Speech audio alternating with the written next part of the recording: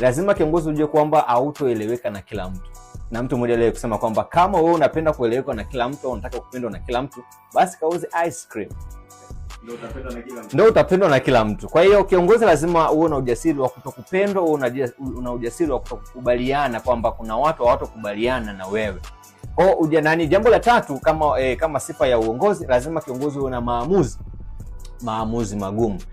Kipindi ambacho hakuna anayejua nini kitafanyika, wewe unajua nini cha kufanya. Na wakati mwingine unatakiwa ufanye maamuzi kwa haraka. Ni bora ufanye maamuzi ukosee kuliko kutokufanya maamuzi kabisa. Viongozi wanaoenda mbali wale watu ambao wanasubutu kwa haraka, na wakikosea wanajifunza kwa haraka na wanaanza tena kwa haraka. Lakini wale ambao sio viongozi ni watu ambao wanafikiri kwa muda mrefu, wanachukua muda mrefu wa kufikiri na wanachukua hatua kwa mapema. Kwa hiyo kama kiongozi lazima una ujasiri wa kuamua, na hata kama ukikosea wewe jifunze katika maamuzi ambayo uliyoyafanya. Na jambo la nne ambalo kama sifa ya uongozi, lazima kiongozi uwamente watu wengine.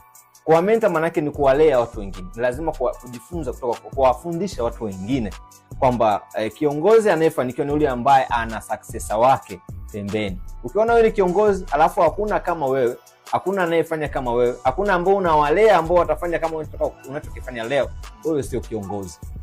Ndio maana tunaona leo kuna viongozi leo wamefariki, lakini zile kazi zao walizozianzisha zimekufa kwa sababu hawakulea watu wengine. Sifa kubwa ya kiongozi ni kulea watu wengine.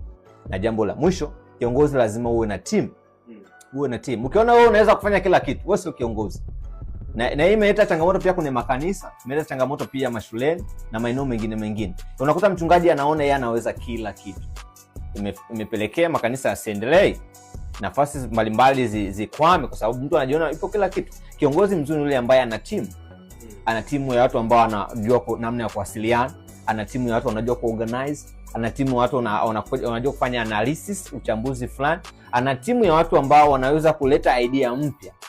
Yeye kiongozi kazi yake ni kuhakikisha kwamba wale watu wote ambao wapo pale wanaenda katika mstari ambao ni sahihi. Kiongozi au uongozi watu, kiongozi unaongoza uwezo.